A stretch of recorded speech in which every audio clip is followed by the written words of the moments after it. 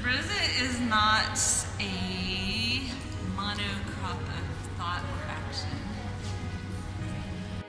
subRosa is not a corporation selling biotech products. subRosa is not a cult. subRosa is not a cult.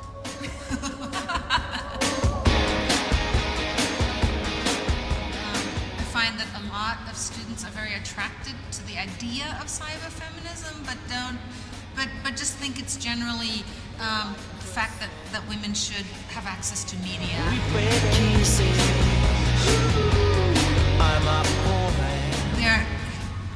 A lot of the people who started cyberfeminism are saying cyberfeminism is over. Whatever that means, it's sort of part of the post-feminism kind of, but that, cyberfeminism as an interesting idea is dead. The television set that you're watching this on right now, you're probably going to replace it someday, and something's going to happen to this set right here. And the odds are it's going to be shipped to a poor community and be taken apart by women and their children, not very much money, and the waste is going to go to their food and their water supply. So we would like to invite all of those women to be part of the cyber feminist discourse about technology. You shut me to the floor.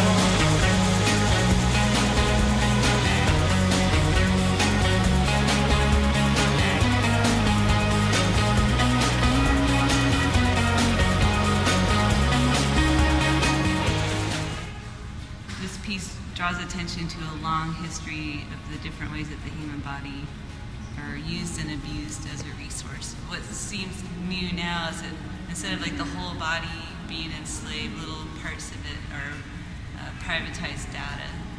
Recombinant DNA is the basis of biotechnologies, of genetic engineering and genetic transformation, which actually is what allows it's the basis of all genetic engineering technologies, like genetically modified food, genetically modified animals, assisted reproductive technologies, all the ways in which life now is being generated in the lab.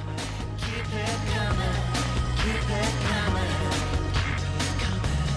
I don't know what to say, you don't care anyway, I'm a man in a rage with that girl I betrayed.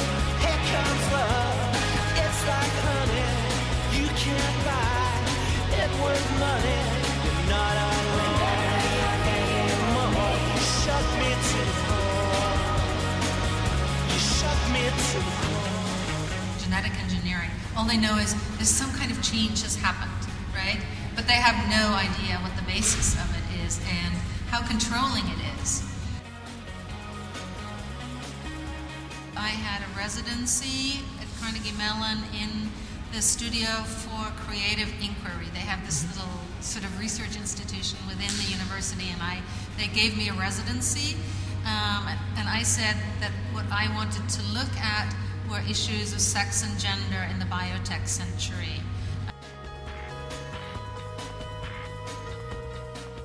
Well, everyone can have bring their own ideas and desires and opinions to the table, but also the audience and the reporters and things, and history itself makes its own ideas too. So all these things sort of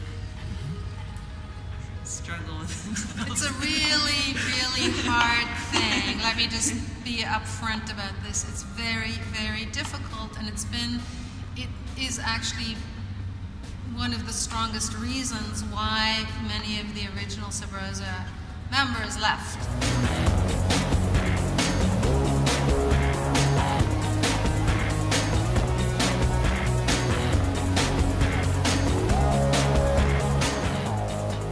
I couldn't have done any of this work by myself, and I didn't want to. So my argument was, let's submerge all of our names into subRosa so that they don't pick out who is the star and who is, and participation. We're very into these participatory practices with ephemeral ephemeral publics. We never know who's going to come. We don't particularly like the art audience because they often won't give themselves to the process. They won't play along.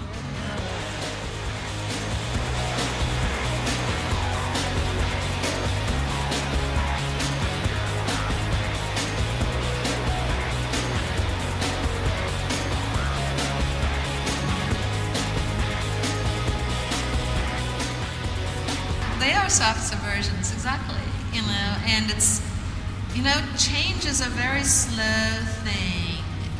Technology is marching along very fast, but actual cultural change and the change, in terms of desire is a very slow thing.